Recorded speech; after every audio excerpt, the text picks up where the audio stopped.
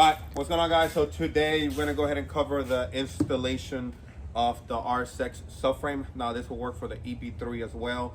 What we have done here is something that I probably never thought it was gonna come to a reality of having a tubular subframe for the RSX or Ep3. So you can move in closer here. What we're gonna go ahead and quickly show you, and one of the biggest things that you're gonna see here, obviously, you know, this is the stock one, and this is the one that we have made here. Now it did take over a year of R&D, going back and forth and testing in order to bring this product to live how you see it here. Now this one has been on my car for the last almost 2 years, and I just wanted to test it, wanted to make sure that nothing was gonna break or it was gonna move. So that's why you see a little bit dirty. We just put another one that we just got freshly powder coated. So that's the reason why the video has taken a little bit longer than I wanted to, but I wanted to put it on the car to test it and make sure everything was gonna work. Now there are some difference between the tubular and the stock one, and the biggest thing and noticeable is going to be the weight. You're talking about this one is 25 pounds and then this one is 52 pounds. So there is a huge difference there on the weight itself, that you're pretty much saving about half of the weight there. And then now we got the rain coming. Yeah. So I do apologize, guys. It's kind of raining here in Florida right now, and then we're trying to do the video. So like I was mentioning, the biggest thing on them is going to be the weight difference. Now we do offer this front wheel drive and all wheel drive, and then we were also having the option to add a sway bar and not have a sway bar. And but we made our mind up, and we're only going to be offering them with a sway bar for particularly the front wheel drive. We're not going to do a sway bar on the all wheel drive one, being that it's very difficult to already keep a sway bar on the all wheel drive one. There's a lot happening back here. So the all wheel drive ones will not have sway bar, okay, at all. Even if you try to contact us, we're not going to add a sway bar. Now all the front wheel drive ones are going to have sway bar mounts there. So moving on. Now I know most of the guys, me particularly, when I went all wheel drive, I had to use a CRV or element subframe. And one of the things that we came upon is that we made the jig with the front wheel drive one, and then we put the all wheel drive subframe, and they're completely different. And particularly it's going to be here on the low control arms. The all wheel drive one actually sits about 2 inches lower than the RSX, so it throws your geometry off on your control arms. But we have built it to the OEM spec as the RSX it is. So do keep that in mind. That is something that I'm pretty sure nobody has figured out, because nobody, really has taken this chassis to the level that I think we have. So do keep that in mind there. That is something that I didn't even know when we went into this. So the control arms will sit just like OEM. And this is particular right here. We have this is the front wheel drive, and this is the all wheel drive one right here. But like I said, the mounting points here on the control arms, if you bring it right here, Nessa, right here. So let's say the all wheel drive one will sit like 2 inches shorter this way, and the the RSX front wheel drive one sits where it needs to be in the stock location where it was built for. So that's one of the things that we did. We kept everything in the stock location, even with the front all wheel drive one.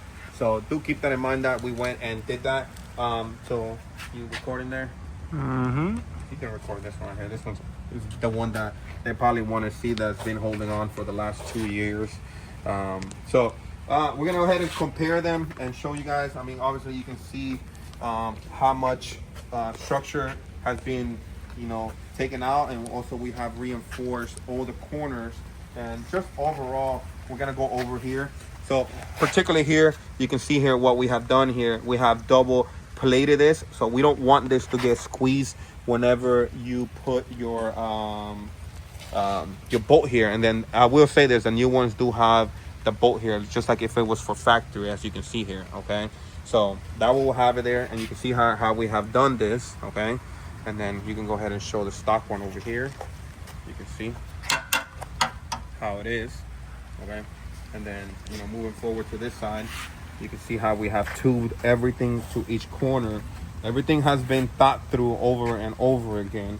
And then we move to this side right here, to this corner. Okay, and you can see how everything has been properly reinforced. We didn't just throw things together, guys. Like I said, this was a little bit over a year of just going back and forth, making the jig, and just literally just taking our time doing this right. We didn't want, you know, for you guys to install this and have an issue. You know, they're very expensive, and we also want to take pride on to do this and give you guys a quality product. So like I said, going with the front wheel drive or all-wheel drive. Now I know some of the guys have asked me before, if I get a an all-wheel drive, can I use it on my front wheel drive? And the simple answer is going to be no. And particularly being for the rear motor mount, they're not the same. As you can see here, this is a front wheel drive, and you can see how the motor mount is. Okay, and then you can see the all-wheel drive one, how the motor mount is. So definitely make your choice wisely if you're gonna stay all-wheel drive or front-wheel drive going with this particular subframe. So everything fits like OEM. Okay, we haven't changed anything, but we have pretty much cut half of the weight out of the subframe itself, and overall it's just easier to work on the car. I mean, you're talking about, we tubed everything, and it's just being able to make things a lot easier. There is one thing that I do want to go ahead and cover, and that's particularly going to be for the all-wheel drive rear motor mount, because it is very tight. Being this is the only way we can make this motor mount right here, and this is why I have a wrench here in my pocket. And the only way to do this, you're gonna have to use an old 14mm socket, a wrench, and that's the only way to get in here in order to tighten the bolts here. As you can see here how we have it. Okay, so you can see how, you know, this is what I mean. You see, obviously the bolt's already tight, but we have to shave one, and that's just gonna be for the front and back. But there's nothing special. You can, you know, they're $2-3, shave one off, keep it in order so you can work on the rear motor mount.